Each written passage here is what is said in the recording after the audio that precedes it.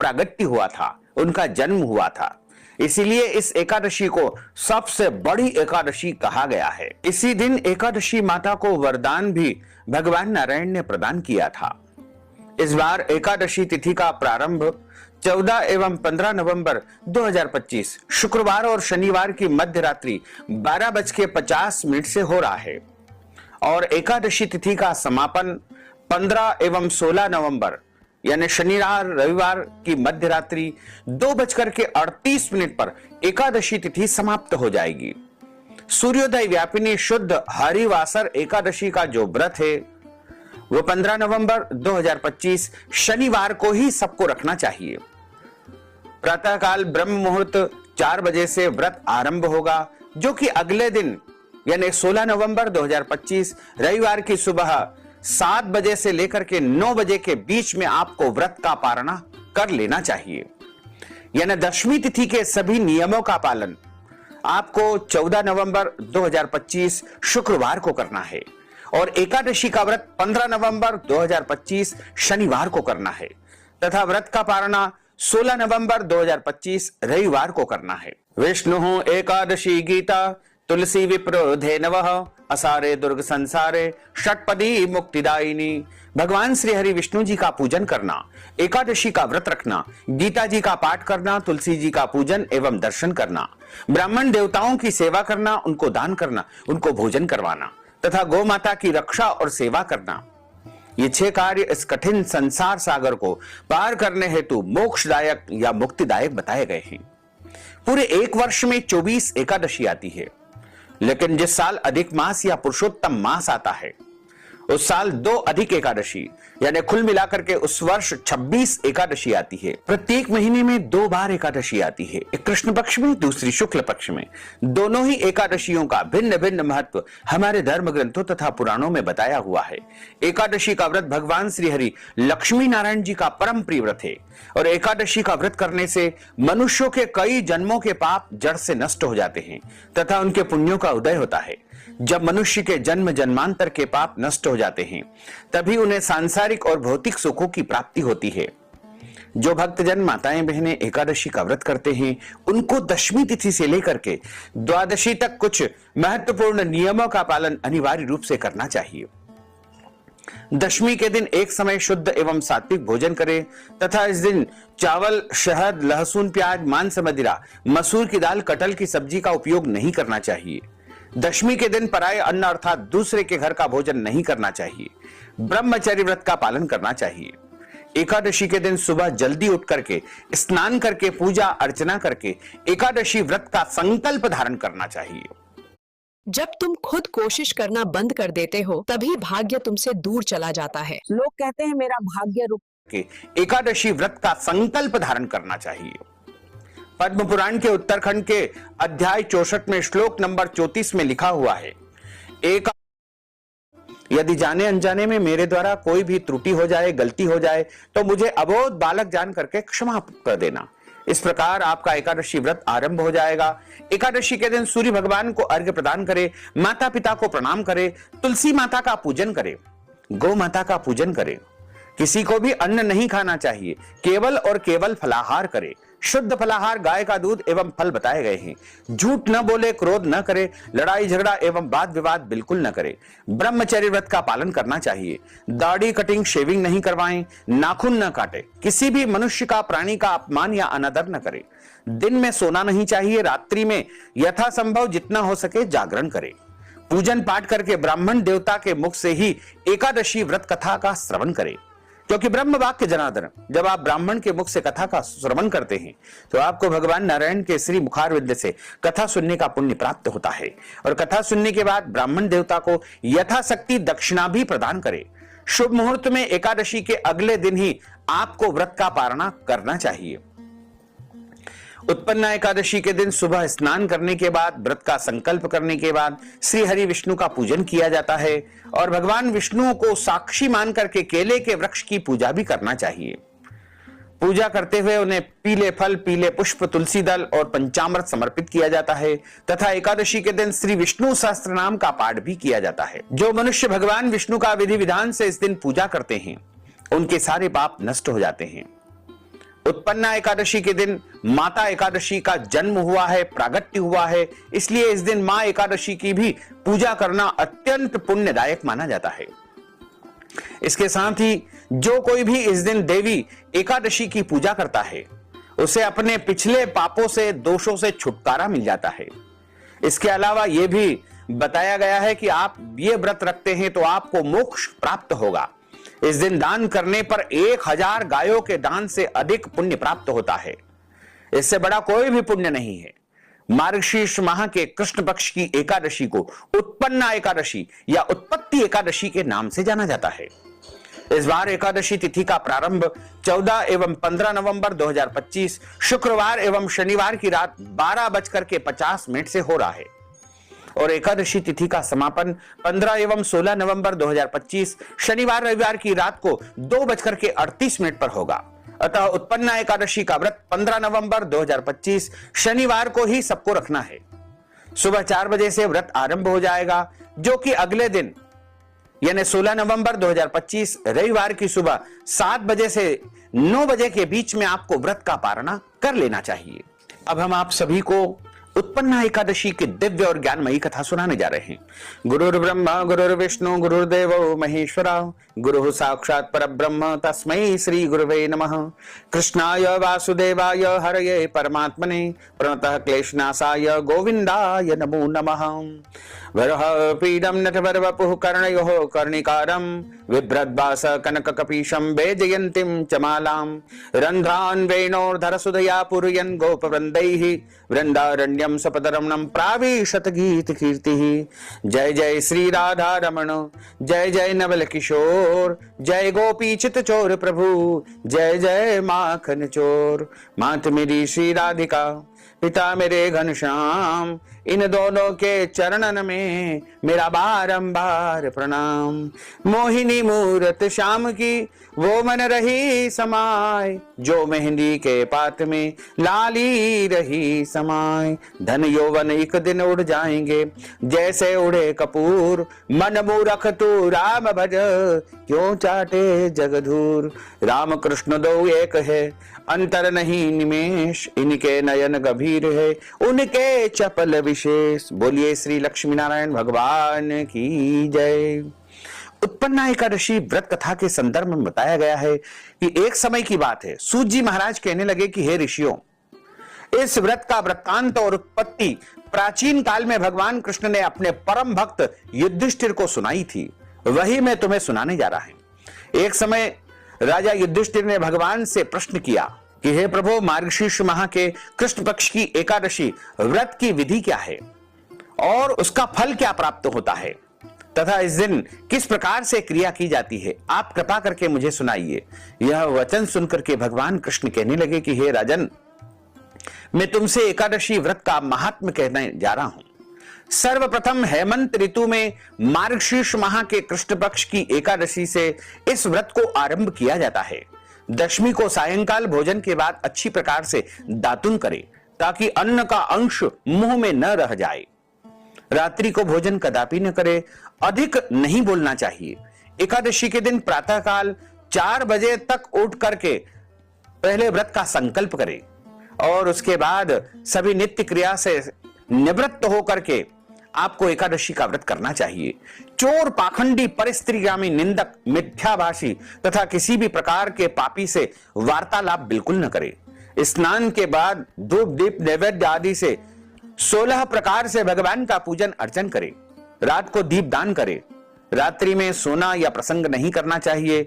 भजन कीर्तन करना चाहिए। जो कुछ पहले जाने अनजाने में पाप हो गए हों उनके लिए क्षमा याचना करनी चाहिए।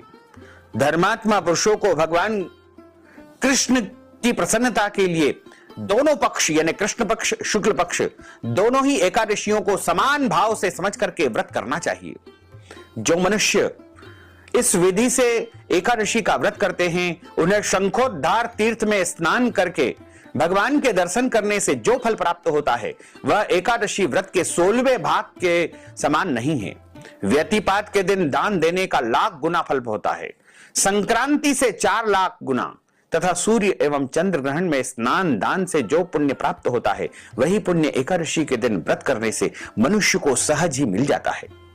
अश्वमेध यज्ञ करने से 100 गुना फल तथा 1 लाख तपस्वियों को 60 वर्ष तक भोजन कराने से 10 गुना फल, 10 ब्राह्मणों अथवा 100 ब्रह्मचारियों को भोजन करवाने का 1000 गुना पुण्य भूमि दान करने से होता है। उससे 1000 गुना पुण्य कन्यादान करने से प्राप्त होता है। उससे भी 10 गुना पुण्य विद्या दान करने से होता है। विद्यादान से 10 गुना पुण्य भूखे को भोजन करवाने से प्राप्त होता है।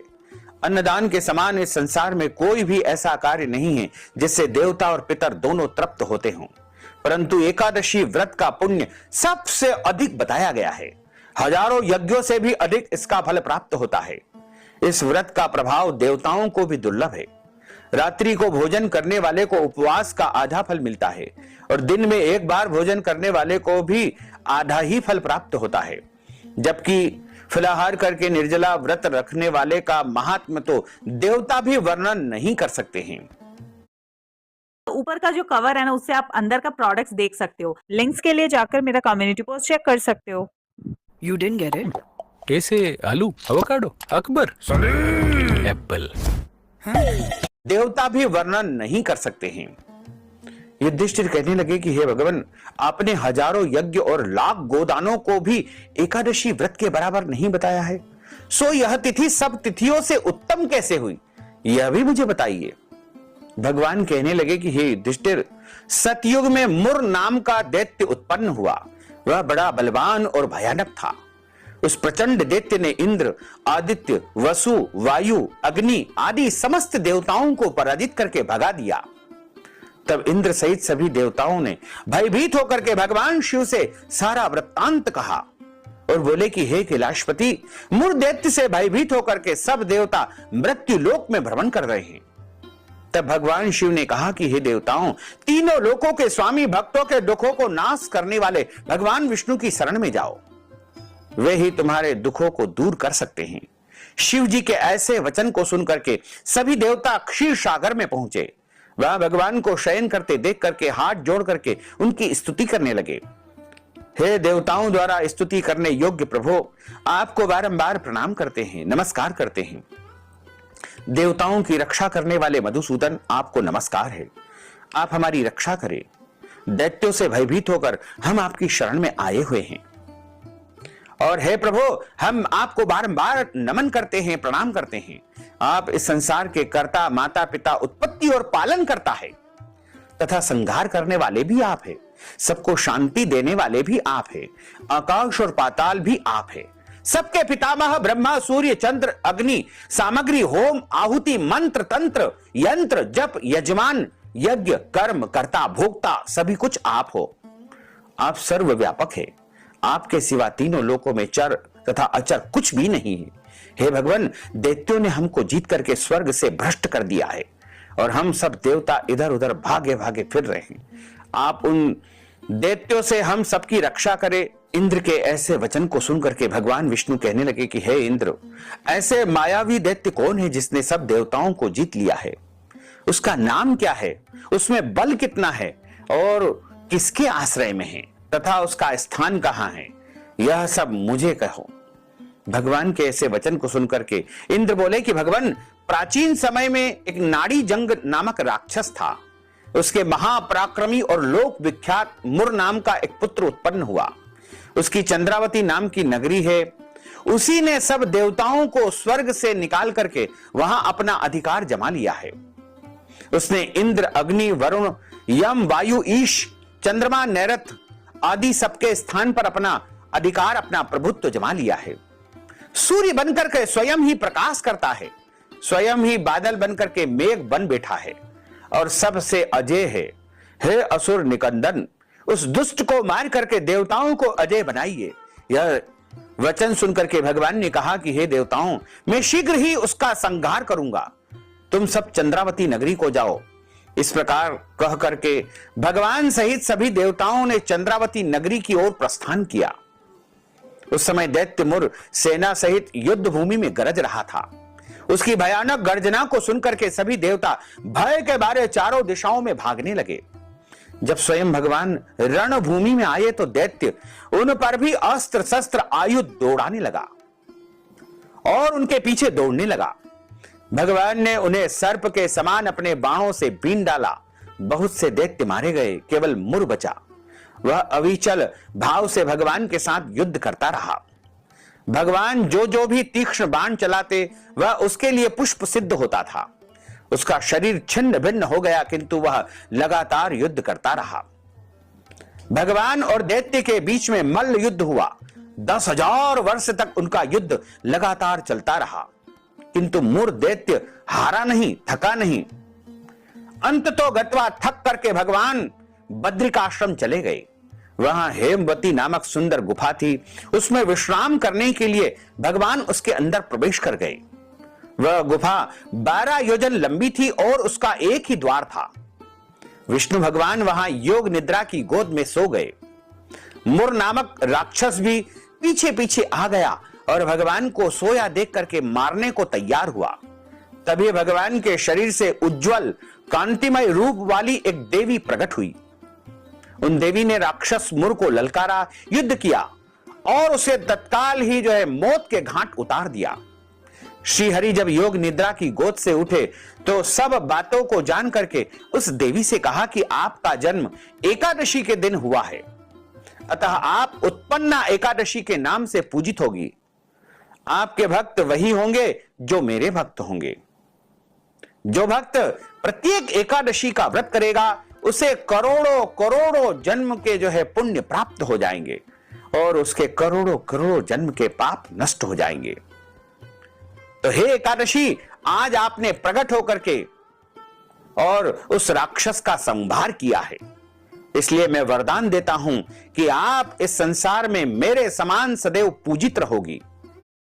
नानी ने दोनों को 2-2 हजार भेजे हैं। अरे वाह, अब होगी शॉपिंग। तू ही खरीद अपने 50वें जूते, मैं तो इसे ग्रो पे इन्वेस्ट करूं। देता हूं कि आप इस संसार में मेरे समान सदैव पूजित रहोगी और जो भक्त आपका व्रत करेंगे, आपकी पूजा करेंगे और उस दिन मेरी आराधना करेंगे, उनके सभी कष्टों और संकटों का मैं निश्चय ही हरण करूंगा, इसमें कोई संशय नहीं है। बोलिए लक्ष्मी नारायण भगवान की जय।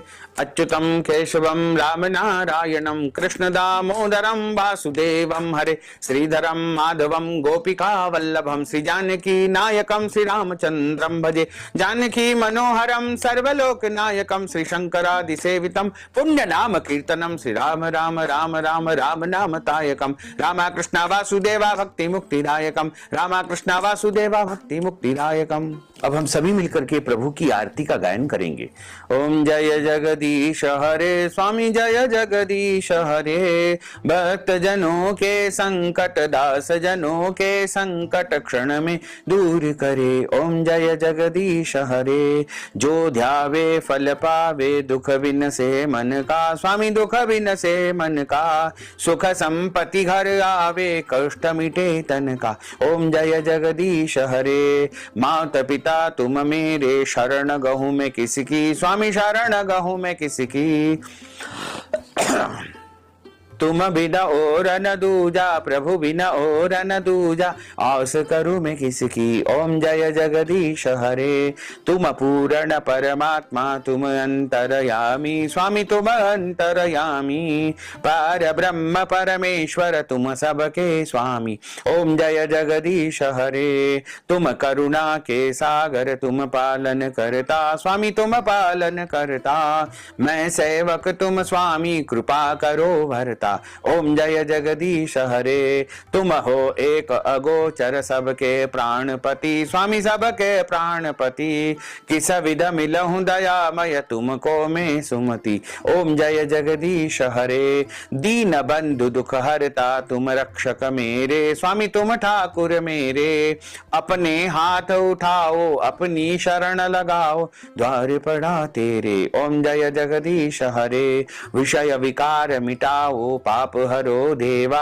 स्वामी पाप हरो देवा, श्रद्धा भक्ति बढ़ाओ, संतन की सेवा। ओम जय जगदीश हरे, तन मन धन सब कुछ है तेरा। स्वामी सब कुछ है तेरा, तेरा तुझको अर्पण क्या लागे मेरा। ओम जय जगदीश हरे, पूर्ण ब्रह्म की आरती जो कोई नर गावे। स्वामी जो कोई नर गावे, कहत शिवानंद स्वामी, जपत हर हर स्वामी, मनवांछित फल पावे। ओम जय जगदीश हरे, जय जगदीश हरे। स्वामी जय जगदीश हरे, भक्त जनों के संकट, दास जनों के संकट क्षण में दूर करे। ओम जय जगदीश हरे। कर्पूर गौरम करुणावतारम संसार सारम भुजगेंद्रहारम सदा वसंतम हृदयारविंदे भवम भवानी सहितम नमामि आरार्तिक्यम समर्पयामि। नमो नमः।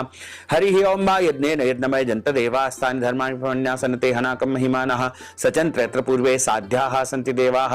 ओम राजाधिराजाय प्रसय्यसाहिने नमो वयं वै श्रवणाय कुर्महे। समे कामान् कामकामाय मह्यं कामेश्वरो वै श्रवणो ददातु कुबेराय वै श्रवणाय महाराजाय नमः। सत्य साम्राज्यं भोज्यं स्वराज्यं वैराज्यं पारमेष्टं राज्यं महाराजमाधिपत्यमय्यं समन्तपर्यायै स्यात् सार्वभौमः सार्वायुषान्तार्धा प्रार्धा पृथिव्यै समुद्रपर्यन्ताय एकराट् इति तदप्येष श्लोको अभिहितो भरतः परिवेष्टारो मृतस्यावसान् ग्रहे आविक्षतस्य कामप्रेर्विश्वे देवा सभासदेति। ओम विश्वा तच्चक श्रुत विश्वतो मुखो विश्वतो बाहुरतो शस्पात् संबाहुभ्यां धमते संपतत्रेर्द्या वा भूमिं जनयन् देवैकः। ओम एकदन्ताय विद्महे वक्रतुण्डाय धीमहि तन्नो दन्ती प्रचोदयात्। ओम नारायणाय विद्महे वासुदेवाय धीमहि तन्नो विष्णु प्रचोदयात्। ओम नाना सुगंध पुष्पाणि यथा कालोद्भवानि च पुष्पाञ्जलिमयत्तं गृहाण परमेश्वर। मंत्रहीनं क्रियाहीनं भक्तिहीनं सुरेश्वर, यत्पूजितं मया देवा परिपूर्णं तदस्तु मे। आवाहनं न जानामि तवार्चनं पूजाञ्च न जानामि। क्षम्यतां परमेश्वर, क्षम्यतां परमेश्वर, क्षम्यतां परमेश्वर। बोलिए लक्ष्मी नारायण भगवान की जय, श्री वृंदावन बिहारी लाल की जय, द्वारकाधीश भगवान की जय, गिरिराज धरण की जय, श्री श्याम सुंदर यमुने महारानी की जय, जगत गुरु श्री वल्लभाधीश की जय, गोसाई जी परम दयाल की जय, गुरुदेव की जय, लाडले लाल की जय, आज के आनंद की जय। धर्म की जय हो, अधर्म का नाश हो, प्राणियों में सद्भावना हो, विश्व का कल्याण हो, सनातन धर्म की जय हो, गौ माता की जय हो, नगर बस्ती की जय हो, आज के आनंद की जय हो। नमः पार्वती पते, हर हर महादेव हर। भक्तजनों, माताओं बहनों, उत्पन्ना एकादशी